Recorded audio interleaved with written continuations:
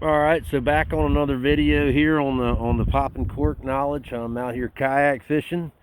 Got off work early. It's a little bit windy today, a lot windy. Got chocolate milk colored water out here, so I'm gonna fall back on some sound and some scent and work the popping cork around some of these marsh edges with this really cool artificial crab that I've been playing with a little while here. Got the high water concave corks on here, made in the USA. Fishing the Star Sequence Series. 7'7", 6 to 14 pound. One of my favorite. That would kind of be like a medium fast setup. I use 6 to 12s and 6 to 14s all year round. Most of my client rods do that. We've caught bluefish and everything on them. I like this rod for all around. You could do this with an 8 to 15 in the Star Series. I'd prefer a longer rod. Gives me better leverage, better casting ability, and makes it a little easier to load and fling out my corks that I like to run 18 to 27 inch leaders like I covered in the first video. Regardless of the depth of water, that's the leader that I prefer to run. So I've casted the concave cork out with the shrimp or with the crab on it. A little bit of Procure. You can use whatever scent you like. I generally use inshore salt water. Crab would work good in this scenario, or maybe even shrimp, but I find the inshore salt water works pretty much all year round. Today what I'm doing is kind of throwing the cork out and letting it sit because I have a crab on there.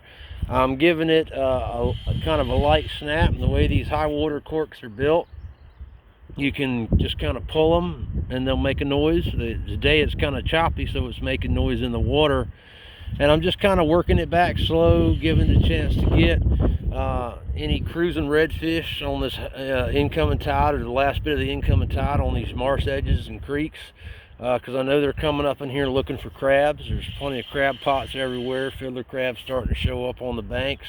Saw a mud crab when I got in the kayak earlier today. But my method today is just kind of throw that cork out, let it soak for a little while.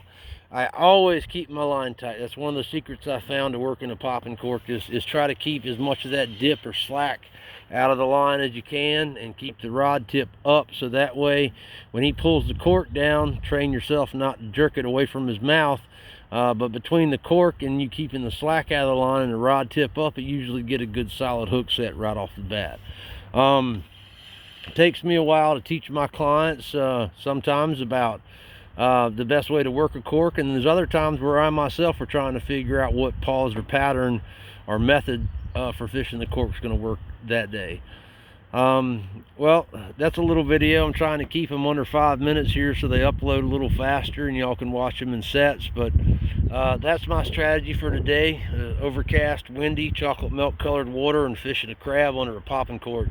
I'll try to make another video here in a little while discussing a few more details about the popping cork setup that I like to use. It's kind of adapted to me over the last several years, and hopefully we'll get a video of a fish on the cork for you guys today. It's Captain Joe out here doing what he does in the marsh, fishing his old town today. Werner paddles, got some Star rods, got a TFO back there.